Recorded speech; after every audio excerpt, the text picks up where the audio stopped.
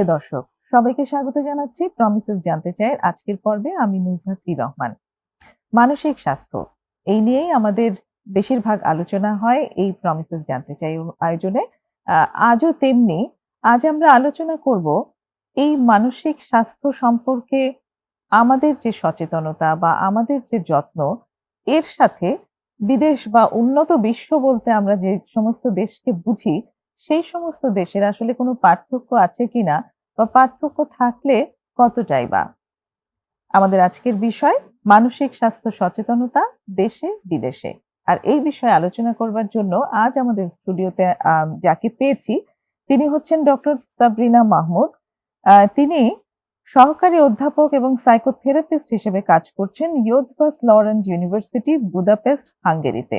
সাবরিনা, তোমাকে স্বাগতম আমাদের স্টুডিওতে। কেমন আছো? জি, ভালো আছি। আপনাকেও ধন্যবাদ আমাকে আমন্ত্রণ করার জন্য।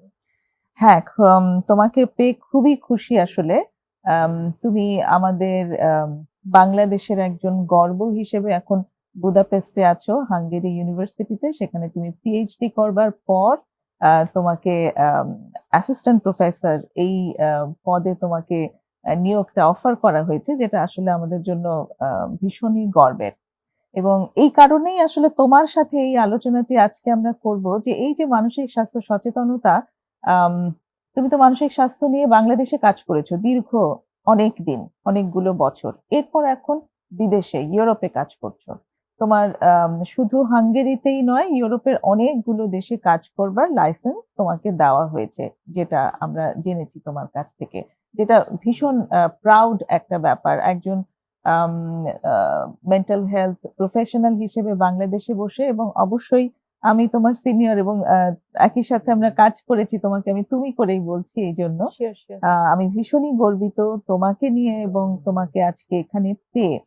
তো আজকে আমাদের আলোচ্য বিষয় আসলে এটাই যে তুমি তো ইউরোপেও কাজ করছো, তো সেখানে আসলে মানসিক স্বাস্থ্য সম্পর্কে সচেতনতাটা তুমি কেমন দেখো এবং আমাদের এখানে কেমন দেখেছো, এই একটা কম্পারেটিভ ডিসকাশন। ধন্যবাদ আপু।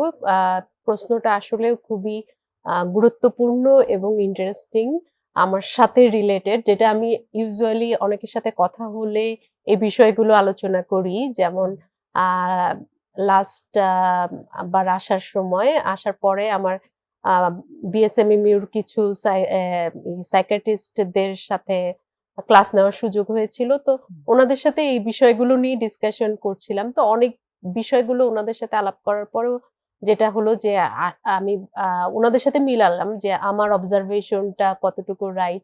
তো দেখলাম হ্যাঁ, অলরেডি এই বিষয় নিয়ে এই জন্য আলোচনা ওনাদের সাথেও করেছি। তো আমি তো 2020-এ যাই কোভিড এর সময়।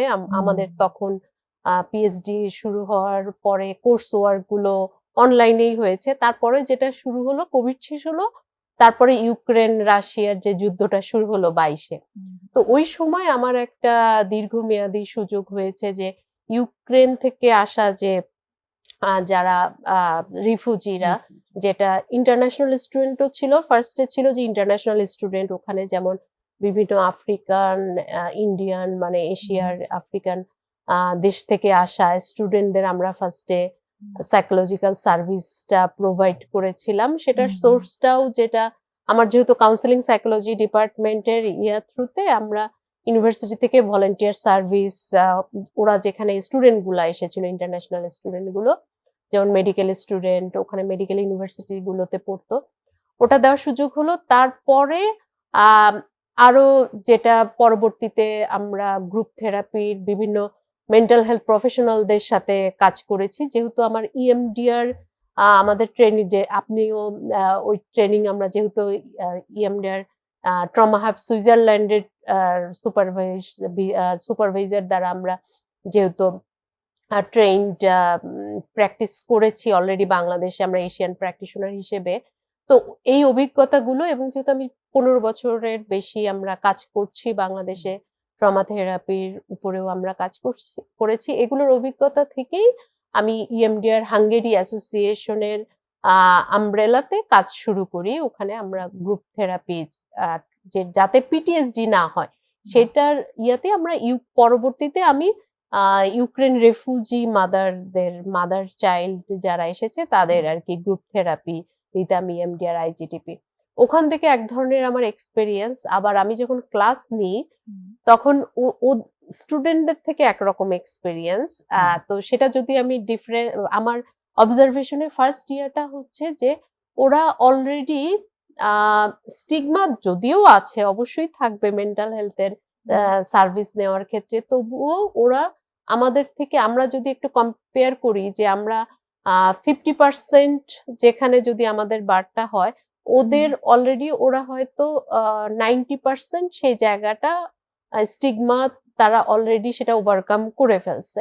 যেমন ওরা সব আপনাকে অ্যাক্সেসেবলের জন্য আপনার সব সুবিধাগুলো দিবে, যে সেখানে আপনি যাতে হুইল চেয়ার অ্যাক্সেস গুলা ইজি অ্যাক্সেস থাকে, সবকিছু সুবিধা। এবং তো ওরা ডিসেবলদেরও একটা কোটা আছে, ওই কোটাতে ওরা যখন ঢুকছে স্টুডেন্ট হিসেবেও বা টিচাররা, এটা যেমন অটিজমের কথা বললাম, আবার ADHD আরেকজন টিচারের কথা বলছে যে হ্যাঁ ওর ADHD আছে, তখন আমি চিন্তা করছি যে এটা তো ইট শুড বি কনফিডেন্সিয়াল, তো ওরা এত ইজি ভাবে বলছে। আমি দেখি কি পরবর্তীতে যার আছে সে নিজেও বলছে, মানে ওদের কাছে এইটা, যেমন আমরা ফিজিক্যাল ইয়াগুলো যে ডায়াবেটিক বা প্রেশার, আমার এই সমস্যাটা আছে, যত ইজি ভাবে বলছি, ওরা মেন্টাল হেলথের ইস্যুটাকেও ওইটা একসেপ্ট করে নিয়েছে। যে ADHD আছে, আমরা তো বলি যে এটা কনফিডেন্সিয়াল, হ্যাঁ ওর ইস্যুটা থাকলে আমি আরেকজনকে বলছি, ওরা এটা নর্মালাইজ করে ফেলেছে। এটার জন্য হয় কি যে টিচারদেরও মধ্যে এবং স্টুডেন্টদের ক্ষেত্রে আমি এই যে মনে হয় 4 বছর ধরে আমাদের ওখানে টিচিং অ্যাক্টিভিটিজও তো ছিল যখন PhD করছিলাম তখনও। তো এখন তো আরো হচ্ছে আপনার ব্যাচেলার মাস্টার্স উভয় কোর্সের ক্লাসগুলো নিতে যেও আমি দেখেছি যে বলছে, যেমন আমার সোশ্যাল অ্যাংজাইটি আছে, তো আমার প্রেজেন্টেশনটা আমি গ্রুপে দিলে ভালো। হ্যাঁ, আর আমার তখন মনে হলো যে they are not only Hungarian student, মানে ইংলিশ আমাদের তো ইন্টারন্যাশনাল প্রোগ্রাম আলাদা, তো পুরো ওয়ার্ল্ড থেকেই তো স্টুডেন্ট আসছে। তো তাহলে এটা শুধু হাঙ্গেরি না, মানে অন্যান্য যে এশিয়ান আপনার চায়না থেকে শুরু করে, চায়নারা একটু শাই, ওরা একটু কমিউনিটি, মানে ওরা কয়েকজন একসাথে থাকে, বা প্রেজেন্টেশনেও দেখা যাচ্ছে যে শুধু রিডিং পড়ছে, বা ওরা একটু শাই এখনো আছে। হয়তো বা ল্যাঙ্গুয়েজের জন্য হতে পারে, ইংলিশের জায়গাটায় ওরা আসলে একটু এখনো মনে হয় পিছিয়ে আছে। কিন্তু অন্যান্য যা ওদের সাইকিয়াট্রিক ইয়াতে যদি মেডিসিন আন্ডারে থাকে, সেক্ষেত্রে কিন্তু খুব সুন্দরভাবে ধরেন আমাকে ইমেল করে লিখছে যে আমার এই সমস্যাটা, হ্যাঁ এটা আছে, আমি আন্ডার মেডিকেশন আছে, বা ধরেন ইভেন লাস্ট সেমিস্টারে ডিসোসিয়েটিভ পার্সোনালিটির সে আমাকে বলছে যে আমার এটা আবার ট্রিগার করেছে, তো আমি অল অফ সাডেন আরেকটা পার্সোনালিটিতে চলে যাচ্ছি।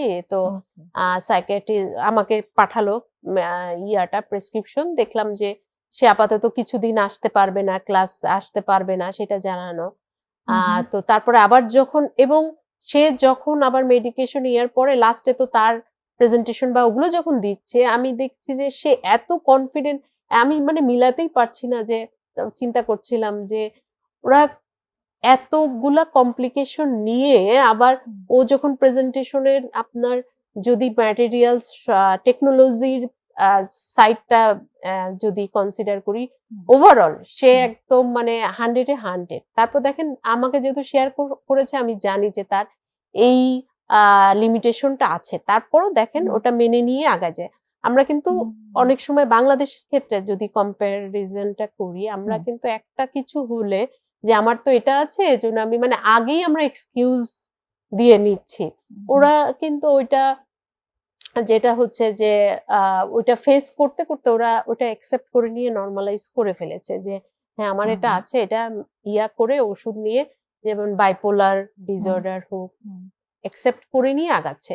আবার আরেকটা জিনিস আমি যদি কম্প্যারিজনের ক্ষেত্রে বলি, আমরা কি বিরতির পরে সেই আরেকটা উপাদান শুনতে পারি? আমার কিছু এক্সাম্পল যেমন মনে পড়ে যাচ্ছিল, যে তুমি যে যতগুলো ধারার কথা বললে যে ADHD, হুম, সোশ্যাল এংজাইটি, হুম, এরকম আমাদের দেশেরও বেশ কয়েকজনের কথা আমার মনে পড়ে যাচ্ছে, বলতে ইচ্ছা করছিল, বিরতির পরে এসে অবশ্যই শেয়ার করব, যে শিওর এই শিওর। জায়গাগুলোতে অ্যাকচুয়ালি তারা কি পরিমাণ সাফার করছে হুম, সোসাইটিতে, হুম, এবং তাদের এই যে একটা ফিচার আছে, ফিচার তারা ক্যারি করছে, সেটা নিয়ে তারা যথেষ্ট পিছিয়ে, এবং আমরা সোসাইটি হিসেবে তাদেরকে আসলে তেমন কিছুই করবার সুযোগ পাচ্ছি না। সেটাই।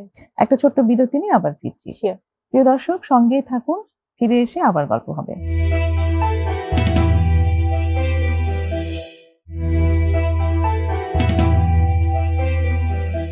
ফিরে এসেছি ছোট্ট বিরতি নিয়ে।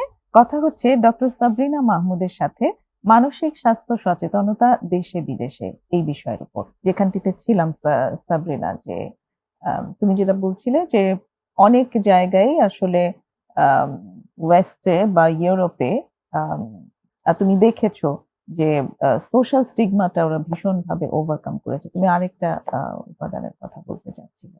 যেটা আমি বলতে চাচ্ছিলাম যে দেখেন ওখানকার অ্যাডমিশন টেস্ট, মানে ওখানে তো আমাদের সাইকোলজি ইনস্টিটিউটের আন্ডারে 8টা সাইকোলজির অ্যাপ্লাইড ব্রাঞ্চ। তো অ্যাডমিশন টেস্ট হয়। তো আমার যখন ফার্স্ট টাইম আমি যখন দেখতেছি যে স্টুডেন্টদের মধ্যে প্রতি সেমিস্টারে 2-3 জন থাকেই যে তাদের মেন্টাল হেলথ ইস্যু আছে, মানে ইস্যু বলতে একদম আপনার সিভিয়ার। মেডিসিন নিচ্ছে। আচ্ছা, হ্যাঁ, আচ্ছা। তো তাহলে অ্যাডমিশন টেস্টের সময় মানে আমি যে বাংলাদেশ থেকে যেহেতু গিয়েছি, আমরা তো একটু আনম্যারিড কিনা এটাও জিজ্ঞাসা করি যে বিয়ে হলে পড়ালেখায় হ্যাম্পার হবে, তাই না? হুম, হুম, হুম। আমাদের প্রফেশনাল কোর্সের ক্ষেত্রে আচ্ছা। যেমন আমাদের এডুকেশনাল কাউন্সেলিং সাইকোলজি বা ক্লিনিক্যাল সাইকোলজিতে যেহেতু বেশি সময় দিতে হয়, আমরা এই জায়গাগুলো বা জবের ক্ষেত্রে যেটা হুম, আপনি হুম, হুম। বলছিলেন না, এক্সাম্পল দিচ্ছিলেন যে জবের ক্ষেত্রে মানে আমি যখন শেয়ার করছিলাম যে একদিন যখন আমি ক্লাস নিচ্ছিলাম, তো একটা ছেলে এসে দেখি সে চাইনিজ এসে বসে পড়ে মানে মেডিটেশন করা শুরু করছে। তারপর আমাকে তার প্রেসক্রিপশন দিল। আমি দেখলাম যে তার সুইসাইডাল আইডিয়েশন আছে এবং তার মুখেও দাগ দেখছি যে সেলফ হার্মের বিষয় আছে। তো তারপর প্রেসক্রিপশনে আমি দেখি যে সে হসপিটালাইজড ছিল। এখন মোটামুটি ভালো তো আমি তো 100% সিউর যে ওর তো এখন হসপিটালে থাকা উচিত। ও এই ক্লাসরুমে এসে যে এই যে সাথে, সাথে মেডিটেশনের মতো নিচে বসে হুম, একটা স্টুডেন্ট প্রেজেন্টেশন দিচ্ছিল, ও শুনছে। হুম? হুম, তো এইটাই যখন আমি বাংলাদেশে তো ছুটিতে আসি, ২ বার করে আসা হয়। হুম, তো আরেকজনের কাছে যখন শেয়ার করছিলাম, মানে আমাদের কলিগদের মধ্যেই অন্য এনজিওতে জব করে বা ইউনিভার্সিটিতে। তো তারা তখন বলতেছে যে ওর অ্যাডমিশন টেস্টে মানে বাংলাদেশে হলে তো ওর কি ইয়ার সময় দেখে নাই? হুম? তো আমি পরে এই বিষয়টা নিয়ে আলোচনা করলাম। তারপরে আমার যেটা আন্ডারস্ট্যান্ডিং হলো যে এইটা প্রায়োরিটি দেওয়া হয় এবং মানে হুম, তোমার এই জিনিসটা আছে একসেপ্ট করে নিয়ে, কারণ ও যখন হুম, ভালো থাকতেছে তখন ওর রিল্যাপস হতেই পারে। সেই হুম, সময়টা হুম, সাপোর্ট দেওয়া আমাদের একটা হুম, দায়িত্ব। হ্যাঁ? হুম, তা এই এই তখন আমি রিলেট করতে পারলাম, this is the reason that teacher স্টুডেন্টদের মধ্যেও থাকতে পারে। হুম, সেই সময় রিল্যাপস করলে তার যে সাপোর্টটা দেওয়া, এবং অনেক সময় না ওরা আমাকে দেখায় যে আমার এই সমস্যার জন্য আমি অলরেডি তার ইস্যুটা নিয়ে মানে সে যে ক্লাস অনলাইনে করতে পারবে, যে ডিসোসিয়েটিভ ক্লায়েন্টটার যেটা অনলাইনে নিতে পারে, সে কিন্তু ইনস্টিটিউটের ডিরেক্টর সব জায়গা থেকে অ্যাপ্রুভাল নেওয়া, মানে ওর ইস্যুটা নিয়ে মিটিং টিটিং হওয়ার পরে অ্যাপ্রুভাল হয়ে আসার পরে তাকে ধরেন অনলাইন ক্লাস সে 2টা 3টা করতে চায় আচ্ছা, প্রেসক্রিপশন সহ, মানে সাইকিয়াট্রিস্ট কিভাবে অ্যাডভাইস করছে, ক্লিনিক্যাল সাইকোলজিস্ট কিভাবে অ্যাডভাইস করেছে, সেই অনুযায়ী দেখেন ইউনিভার্সিটিতেও সাপোর্ট করছে কিভাবে। তো হুম, এই জিনিসগুলো থাকলে দেখেন একটা মানুষের লাইফে তো এই ইয়াগুলা লিমিটেশন গুলো আছে। ওষুধ খেয়ে সে ওষুধ সাইকোথেরাপির পাশাপাশি সে যখন হুম, স্বাভাবিকভাবে কাজ করতে পারছে, হুম, এবং তুমি যদি না পারো মিস করলে তোমার যে কনসিকুয়েন্সটাও কি হবে, হুম, ওগুলোও কিন্তু তারা একসেপ্ট করে নিয়ে যে হ্যাঁ আমি এই আচ্ছা, বছর দিতে পারলাম না, পরে আবার হুম, দিব। হ্যাঁ, তারপর সোশ্যাল অ্যাংজাইটির বিষয়টা ও হুম, তারপরে আমি দেখেছি যে উম, সিরিয়া বা অন্যান্য জায়গার, সাপোজ আমাকে বললো যে আমার সোশ্যাল অ্যাংজাইটি আছে, আমি প্রেজেন্টেশন, আমার মানে যে কোর্সটায় আপনার প্রেজেন্টেশন অ্যাসাইনমেন্টটাই হচ্ছে ওদের মার্কসের ক্রাইটেরিয়া, লিখিত পরীক্ষা নাই। তো তখন আমি যেমন ওদেরকে বলি যে হ্যাঁ, ওই স্টুডেন্টটাকে বলি হ্যাঁ তুমি এটা টাইম নাও, বাট এটাও তোমার একটা এক্সপোজার থেরাপি হিসেবে কাজ করবে, যে তুমি ধীরে ধীরে তুমি হয়তো ফার্স্টে একটা গ্রুপের সাথে প্রেজেন্ট করো বা দুজন, এরপরে তুমি লাস্টে একদিন ফার্স্টে তুমি নিজে নিজে প্র্যাকটিস করে, মানে ও দেখলাম যে পরে দুইজন আমাকে এরকম ফিডব্যাক দিয়েছে যে আমি তো এটা টোটালি অ্যাভয়েডই করছিলাম প্রেজেন্টেশন দেওয়াটা সোশ্যাল অ্যাংজাইটির জন্য, কিন্তু আমার এটা ধীরে ধীরে ওর, আমি যে ওকে সাপোর্টটা দিলাম, হয়তো আমি এই প্রফেশনে আছি দেখে এটা মানে জানি যে ওর এটা কিভাবে বের হয়ে এক্স্যাক্টলি আসাটা, কিভাবে সাপোর্টটা দিতে হয়। হ্যাঁ হ্যাঁ, সেটার জন্য পরে দেখলাম যে ও যে ইয়াটা পেলো যে না আমাকে এনকারেজ করছে, হেল্প করছে এভাবে এভাবে দেওয়া, রাদার দেন কোনো রাফ বিহেভ করা যে না তাহলে তুমি মার্কস পাবা না বা এরকম না। এটা আসলে ওই যে আমাদের যেহেতু আমরা এই প্রফেশনাল সাইকোলজি যারা প্র্যাকটিস ফিল্ডে আছি, এটা আমাদের জন্য একটা পজিটিভ সাইড, স্টুডেন্টদের হেল্প করা বা স্টুডেন্টদের জন্য একটা পজিটিভ ইয়া। তবে আমি এটা বলবো যে আমার ওইখানে যে আমার লার্নিংটা হইলো যে এইটাই, যে এরা কি সুন্দর করে মানে জিনিসটাকে ওরাও একসেপ্ট করছে মেন্টালি, নিজেদের লিমিটেশনটাকে একসেপ্ট করছে, এবং আপনার কমিউনিটি সার্ভিস, রাষ্ট্র কিভাবে ওদের হেল্প করবে ওই জায়গাটাতে তারা হেল্প করছে, এবং সে নিজেও ওই, সো মানে অল টুগেদার ওরা কনফিডেন্সটা, সেলফ এস্টিমটা ফিরে পায়। এখানে তুমি চমৎকার একটা পয়েন্ট এনেছো আসলে, সেটা হচ্ছে যে এখানে একটা কম্বাইন্ড এফোর্টের প্রয়োজন আছে। যার লিমিটেশন আছে তিনি যে চেষ্টা করলেই সবটা ওভারকাম করতে পারবেন না, কিন্তু তার সারাউন্ডিংস যদি তাকে সাহায্য করে, তুমি যে রাষ্ট্রের কথা বললে, তুমি যে কমিউনিটির কথা বললে, তার যে ফ্যামিলি, তার যে সোসাইটি, তার ইনস্টিটিউশনস, তারা যদি তাকে ওই হেল্পটা প্রোভাইড না করতো এবং অ্যাকসেপ্টেন্স ওভারঅল সবাই যদি তার লিমিটেশনটাকে অ্যাকসেপ্ট করে না নিত, তাহলে কিন্তু তার পক্ষে ওই অ্যাকসেপ্টেন্সটা নিয়ে এগিয়ে আসাটা সম্ভব ছিল না, যেটা অ্যাকচুয়ালি আমাদের এখানে হয়। এবং যেটাই অ্যাকচুয়ালি আমরা এতক্ষণ ধরে বলার চেষ্টা করছি সেটা হচ্ছে যে এই যে প্রবলেমগুলো আছে, কারো এডিএইচডি আছে, এডিএইচডি আছে মানে স্কুলে ওই বাচ্চাটাকে আইডেন্টিফাই করা হয় যে এ হচ্ছে দুষ্ট বাচ্চা, এক্স্যাক্টলি, প্যারেন্টস কল করে কমপ্লেইন। এনজাইটি আছে, ওকে বলা হয় ও তো ভয় পায়, ও ভয় পায়, ও পারে না। হ্যাঁ, এই যে লেবেল করা হয়, এই লেবেলিং গুলোই তো আসলে খুব সামান্য মনে হচ্ছে শুনতে, যে হ্যাঁ ও তো ভয়ই পায়, আসলে আর কি বলবো, হ্যাঁ না, কারণ এনজাইটি হচ্ছে। কিন্তু এটাকে যে অ্যাকসেপ্ট করা যেতে পারে, একটা লিমিটেশন একটা মানুষের থাকতেই পারে, এবং সেখানে একটা ছোট্ট সাপোর্ট প্রোভাইড করলেই আসলে সে তার প্রবলেমটা থেকে ওভারকাম করে আসতে পারে এবং সে ইনক্লুডেড হতে পারে। এই ইনক্লুশনটা আমাদের সোসাইটিতে এখনো অ্যাবসেন্ট, এবং সেই সচেতনতার জন্যই আসলে আমাদের আজকের এই আলোচনা।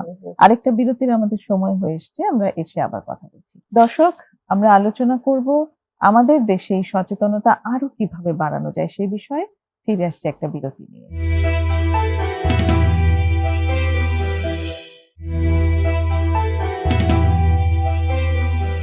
প্রিয় দর্শক, ফিরে এসেছি ছোট্ট বিরতি নিয়ে প্রমিসেস জানতে চাই আরো একবার।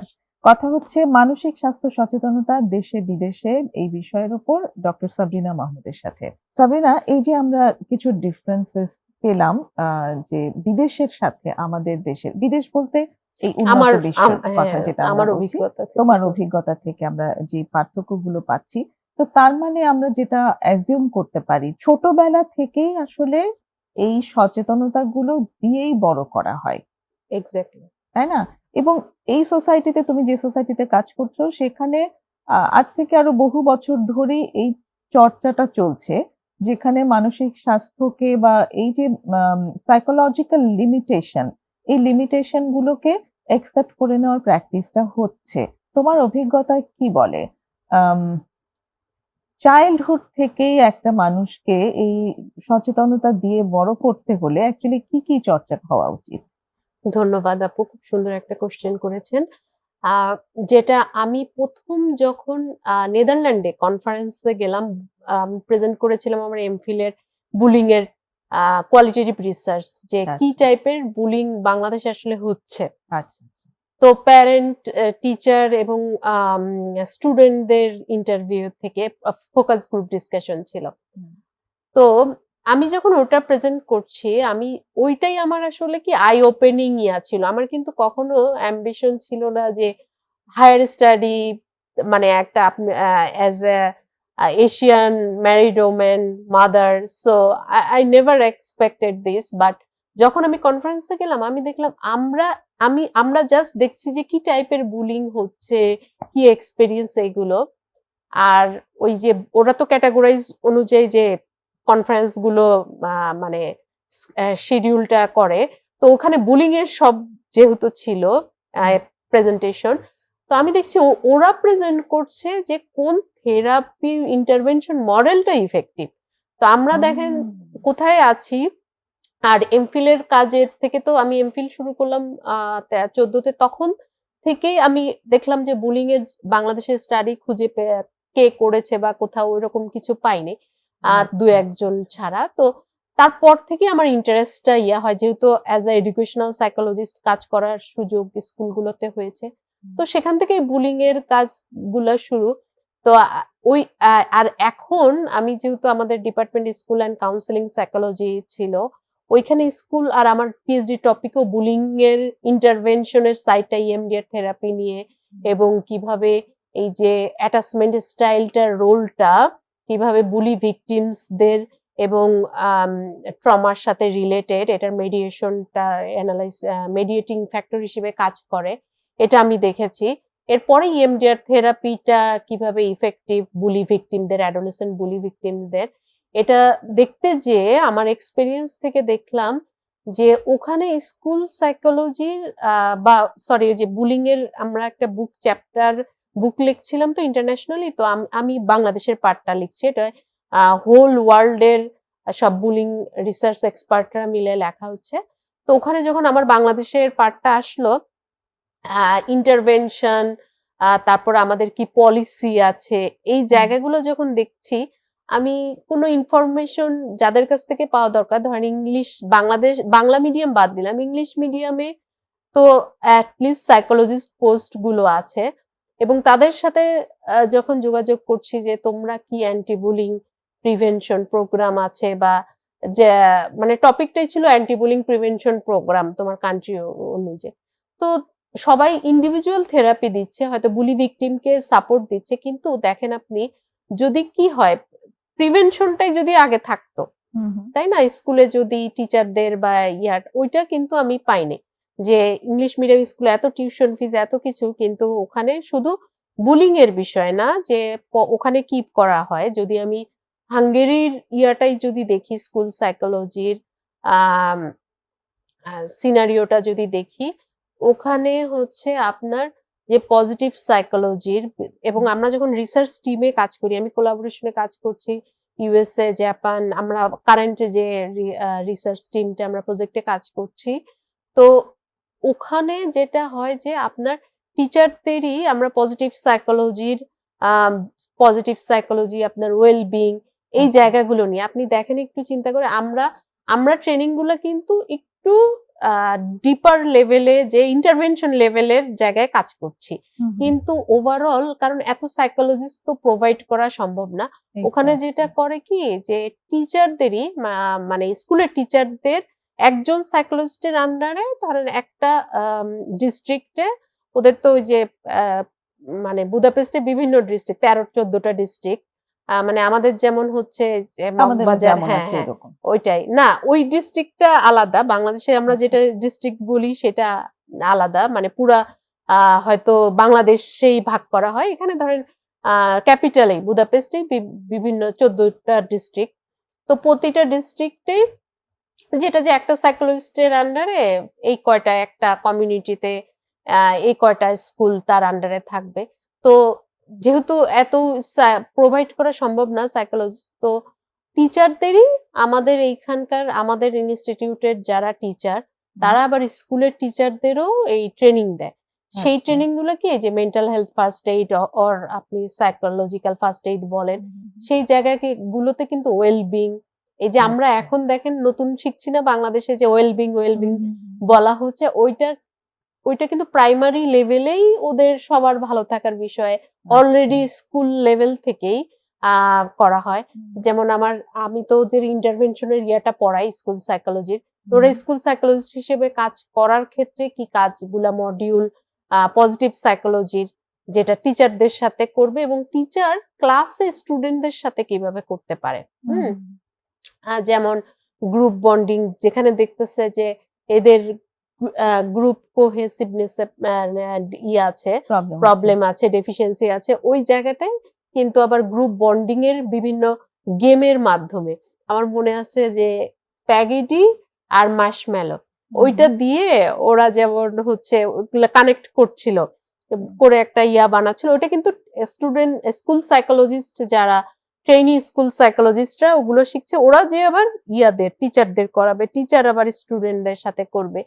এই জায়গাটা যে, এবং টিচারদেরও মেন্টাল হেলথের জায়গায় ট্রেনিং, মানে ওয়ার্কশপ করানো, যদি ওয়ার্কশপ গুলোই ফার্স্টে করা হয় তাহলে কিন্তু তাদের মধ্যে সচেতনতাটা বাড়ে।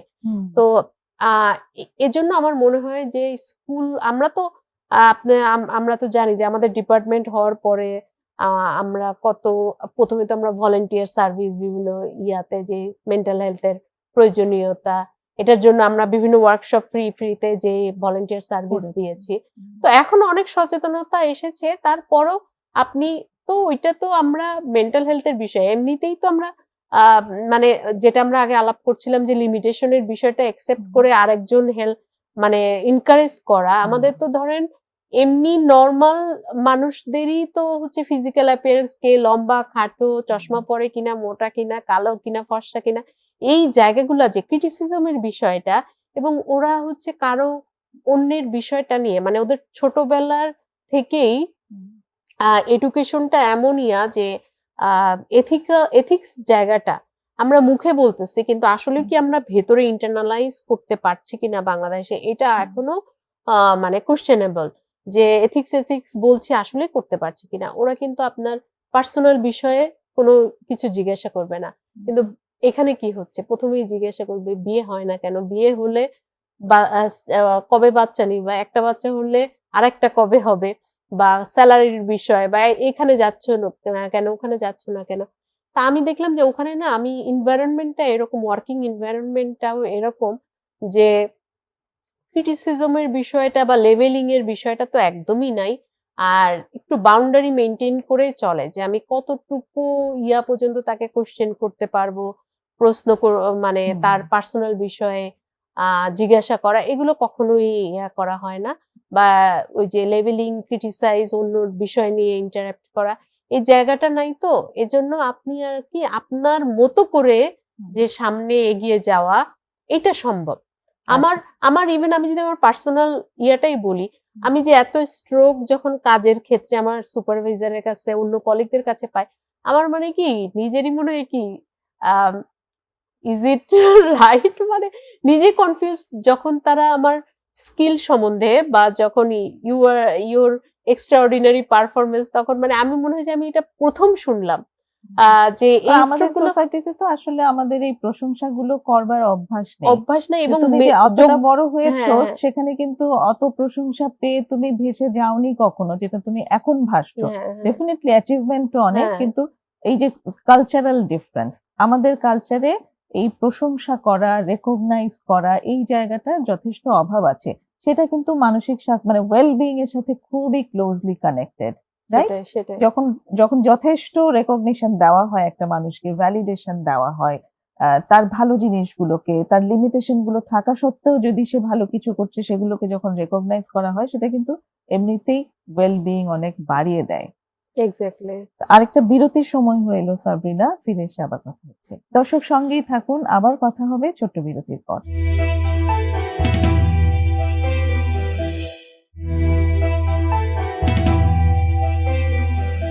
ফিরে এসেছি প্রমিসেস জানতে চাই ছোট্ট বিরতি নিয়ে।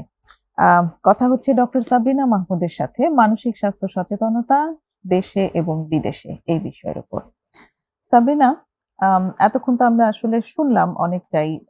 অবশ্যই বহির্বিশ্বে অনেক উন্নত সেবা আছে, অনেক উন্নত চর্চা আছে, তবে বাংলাদেশেও এখন আগের তুলনায় অনেক সচেতনতা বৃদ্ধি হয়েছে, সেটারও আমরা আসলে প্রমাণ পাই। এই যে মানসিক স্বাস্থ্য প্রফেশনাল হিসেবে আমরা যে একটা ক্যারিয়ার গড়ে তুলতে পেরেছি, সেটাও এটারই একটা রিফ্লেকশন, রাইট? একটু যদি তোমার কাছ থেকে জানতে পারি বা তোমার ভাবনাটা যদি জানতে পারি যে এই যে বিদেশেও তুমি কাজ করেছো এবং করছো এখন, আমাদের এখানে আর কি ভাবে এই মানে আর কোন জায়গায় কাজ করলে, কিভাবে কাজ করলে এই সচেতনতা আরো বাড়ানো সম্ভব এবং সেবার আমরা যে সেবা দেই সেই সেবার মান এবং আম সংখ্যা সবটাই কিভাবে বাড়ানো সম্ভব? আরো কিভাবে আমরা মানুষকে সেবা পৌঁছে দিতে পারি? আসলে কিন্তু আমি বলবো যে বাংলাদেশে আমাদের আরো আমরা প্রিভিলেজড, যে আমাদের মেন্টাল হেলথ আমরা ভালো রাখার যে হুম, আপনার এই যে সোশ্যাল যে একটা সাপোর্ট, হুম, এইটাকে যদি আমরা আহ, যেটা বলে যে পারফেক্টলি যদি এটা ইউজ করা, মানে যথাযথ ব্যবহার, না হুম, হুম, হুম, বাংলা, হ্যাঁ যথাযথ ব্যবহারটা হয়। কারণ আপনি দেখেন ওখানে বাইরে বেশিরভাগ কি হয়, শীতের দেশ না, হুম, আপনার সিজনাল অ্যাফেক্টিভ ডিসঅর্ডার, মানে কোনো কারণ নাই আপনার অটোমেটিক ডিপ্রেসড লাগতেছে, মন খারাপ। আচ্ছা, এবং তারা আমি যেটা বলছিলাম ফার্স্টে, যেটা শুরু করেছিলাম, যে আমি যখন ওই যে সাইকিয়াট্রিস্টদের সাথে আলাপ করছিলাম কেন এটা হচ্ছে, ওরা তো এত প্রিভিলেজড, ওদের এত প্যারা নাই আমাদের এই পলিটিক্যাল কেওয়াস বা এই ইকোনমিক্যাল স্ট্রেস, হ্যাঁ এত হুম। কিছুর পরও ওদের তারপরও এই যে বলে যে আমার, অসুবিধাগুলা কেন হয়? হ্যাঁ ডিসঅর্ডার এগুলো যে যে বলছে, এগুলো ওদের তো হওয়ার কথা না, ওরা তো অলরেডি কোনো প্যারা নাই। মানে ইভেন আমরা চিন্তা করি যে ছেলে মেয়ের জন্য ভবিষ্যতে ওদের তো সরকার দেখে সব ভাতা হুম, পায়, ওদের তো মানে লাইফ একটা মনে হয়, ওখানে গেলে মনে হয় যে এটা বেস্ট আসলে। তো তারপরেও কেন এত ডিসঅর্ডার বা এগুলো, ওরা কিন্তু সেলফ সেন্টার্ড। আচ্ছা, হ্যাঁ, এই যে ফ্যামিলি থেকে আলাদা 18 বছরের পরে আলাদা থাকছে, বা ওরা আমার পাশের রুমেই কিন্তু ছিল, ডরমেটরিতে যখন ছিলাম সিঙ্গেল রুমে, পাশের রুমে হাঙ্গেরিয়ান এক মেয়ে ছিল। ওকে আমি দেখতাম যে আমরা কি হয় যে আমরা ইন্ডিয়া, পাকিস্তান, বাংলাদেশ যখন ওই কমিউনিটির যখন দেখি, আমরাই না মানে খুব ওই যে কালেক্টিভিস্ট কালচার যেটা, যে ডিপেন্ডেন্ট আরেকজনের হুম, সাথে গল্প করা, এটার জন্য আমরা তো ওই শেয়ারটা, বাংলাদেশের ক্ষেত্রে পজিটিভ সাইড হচ্ছে যে আমরা শেয়ার করতে পারি। হুম, হ্যাঁ, কিন্তু আমার যেটা আপনি কোশ্চেন করেছেন যে কিভাবে আরো বাড়ানো যায়, হুম, তো আমাদের কিন্তু মেন্টাল হেলথের জায়গাটায় যে আম, আপনার তো ডিসঅর্ডার বা ওই ডিপ্রেশন ওই লেভেল গুলাতে যেতে তো বিভিন্ন কারণ থাকতে পারে, হুম, ফ্যামিলি বা অনেক ফিজিক্যাল অসুখের জায়গাটা থেকেও হইতে পারে।